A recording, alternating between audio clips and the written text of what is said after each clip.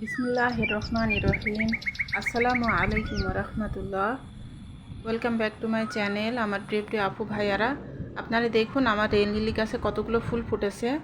আর আজকে দুপুরবেলা আমি ছাদে গিয়ে রেকর্ড করেছিলাম, তো যেহেতু বৃষ্টি ছিল, তো এই কারণে কিন্তু দুপুর পর্যন্ত ফুলগুলো এরকম সতেজ ছিল। আর অনেকগুলো কলিও হয়েছে। কালকে মনে হয় এই ফুলগুলো ফুটবে, তো ভাবছি যে কালকেও আমি আবার রেকর্ড করব। আসলে রেন লিলি গাছের ফুলগুলো দেখতে কিন্তু খুবই ভালো লাগে, খুবই সুন্দর। মাশাআল্লাহ, মহান আল্লাহ তাআলার কত অপরূপ সৃষ্টি।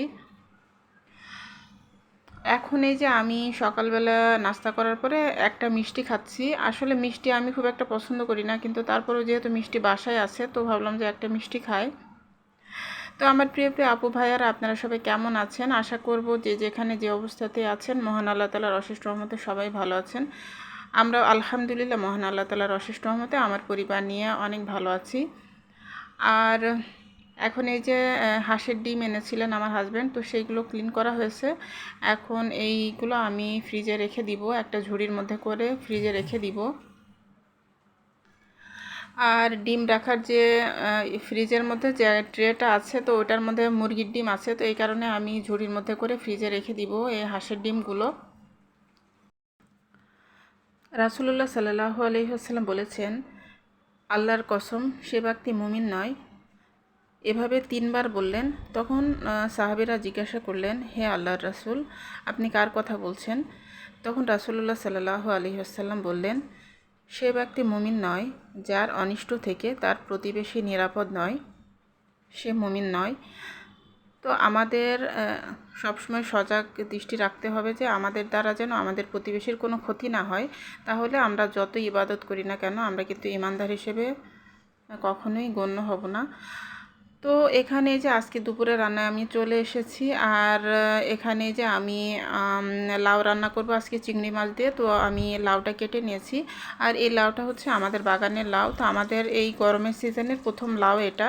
তো গরমের সিজনেও আমাদের বাগানে মানে লাউ গাছ লাগানো হয়েছে, তো সেগুলো মানে অল্প কিছু আর কি লাগিয়েছে, তো সেখান থেকে লাউটা হয়েছে আর কি। প্রথম লাউটা আমাদের বাসায় নিয়ে এসেছে, তো আমি আজকে রান্না করব।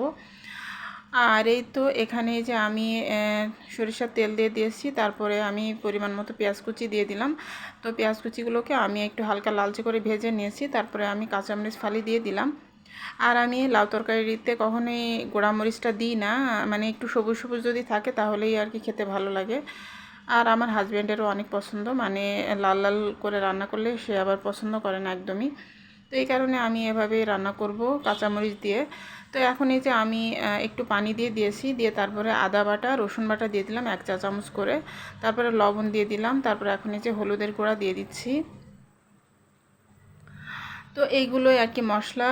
আর পরে আমি আরেকটা মশলা দেব, তো সেটা হচ্ছে জিরা ধনিয়া আর 2 রকমের সরিষা, লাল সরিষা সাদা সরিষা দুইটা মিলিয়ে আর কি আমি বাটিয়ে, মানে আমার হেল্পিং হ্যান্ড ও বেটে দেয়, তো আমি ওইটা বেটে আমি ডিপ ফ্রিজে রেখে দিই। তো ওই মশলাটা আমি তরি তরকারি যখন রান্না করি তখন ডিপ ফ্রিজ থেকে নামিয়ে তারপরে সেটার মধ্যে দিই। তো ওই মশলাটা দেওয়ার কারণে কিন্তু তরকারির টেস্ট অনেক গুণ বেড়ে যায়। তো এখন এই যে আমি মশলাটা কষিয়ে নিয়েছি, নিয়ে তারপরে যে আমি চিংড়ি মাছটা আগে থেকে পরিষ্কার করে রেখেছিলাম, তো চিংড়ি মাছগুলো দিয়ে দিলাম। তো অল্প কয়টা আর কি চিংড়ি মাছ ছিল, তো সেগুলোই আমি দিয়ে দিচ্ছি। তো সেগুলো দিয়ে আমি লাউটা আর কি রান্না করব। আর চিংড়ি মাছ আবারও আনতে হবে। আর সেই সাথে আমাদের অবশ্য লাউ দিয়ে গরুর মাংস রান্নাটা অনেক পছন্দ, আমার হাজব্যান্ডেরও খুবই পছন্দ।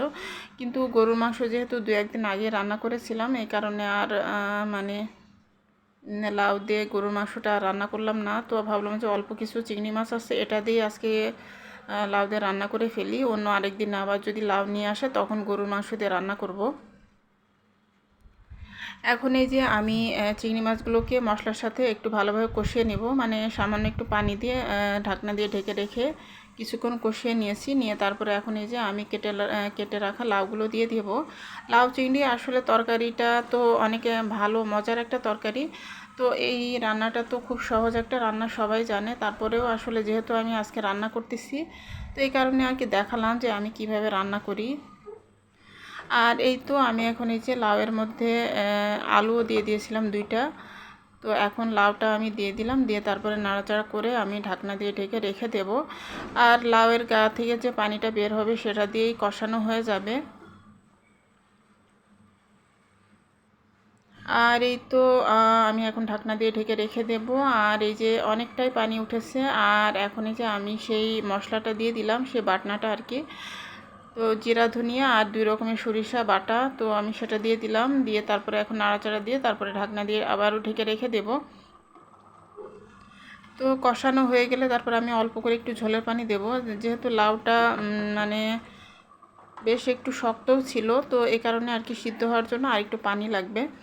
তো এই তো যাই হোক, আমার লাউ রান্নাটা হয়ে গিয়েছে, আর চিংড়ি মাছ দিয়ে লাউ রান্নাটা আমার হয়ে গিয়েছে। তো একটু ঝোল ঝোল করে আমি রান্না করেছি লাউটা, যেহেতু লাউটা দিয়ে আমাদের আবার রুটি দিয়ে খাওয়া হয়, মানে পরদিন সকালে আমাদের আবার নাস্তা করা হয় রুটি দিয়ে লাউ দিয়ে।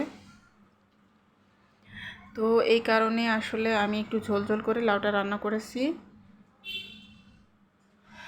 আর আজকে মানে গতকালকে আর কি আমার হাজব্যান্ড সন্ধ্যার পরে আর কুমিল্লা থেকে এসেছিলেন।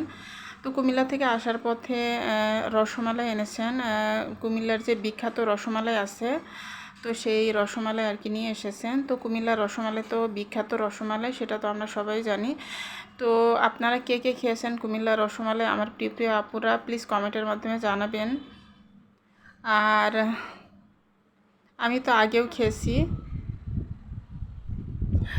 আর এই তো আবহাওয়াটা তো আসলে অনেক বৃষ্টিময় আর কি আবহাওয়া ছিল।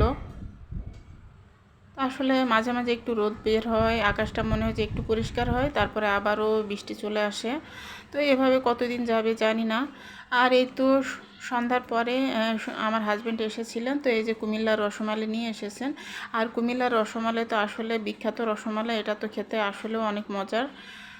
তো আনার পরপরই আমার মেয়ে খেতে চেয়েছে, তো আমার মেয়েকে দিয়ে দিচ্ছি। আমার মেয়ে মানে অল্প খাবে, ও বেশি দিলে নষ্ট করবে, এই কারণে আমি অল্প করে আর কি ওকে দিয়ে দিচ্ছি।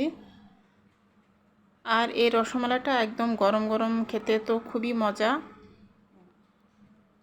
আর এটা আমি আগে অনেকবারই খেয়েছি, তো আগে যখন কুমিল্লায় যেত তখন নিয়ে আসতো, কিন্তু এখন তো কুমিল্লায় খুব একটা যাওয়া পড়ে না, যেহেতু আসলে আমার শ্বশুরবাড়িতে তো কেউ নেই। আর আমার যে দেবরটা থাকে, তো ওই দেবরটা মাঝে মাঝে তো আসেই, ঢাকায় আসে, তো মানে খুব একটা যাওয়া পড়ে না। আর আমাদের তো একদমই যাওয়া হয় না। তো আসলে শ্বশুর শাশুড়ি না থাকলে তো শ্বশুরবাড়িতে যাওয়ার তেমন একটা আগ্রহ থাকে না, আর বাড়ি ঘরের অবস্থাও খুবই খারাপ। তো সেখানে গিয়ে তো থাকার মতো কোনো পরিস্থিতি নেই। তো আমার দেবরের বাড়িতে ও মানে বলে যে ওর বাড়িতে থাকার জন্য, তো আসলে তারপরেও আমাদের যাওয়া পড়ে না একদমই। আর এটা হচ্ছে মানে পরদিন আর কি আমি খেয়ে নিব এখন। তো এই যে দেখুন প্রায় কিন্তু শেষ হয়ে আসতেছে। আর এটা তো আসলে অনেক বেশি মজা, তো বাচ্চারা তো অনেক বেশি পছন্দ করে, আমার ছেলেও তো অনেক পছন্দ করে। তো সবাই খেয়েছে, তো এই যে অনেকটা শেষ হয়ে এসেছে। আর এখন এই যে আমি একটু খেয়ে নেব।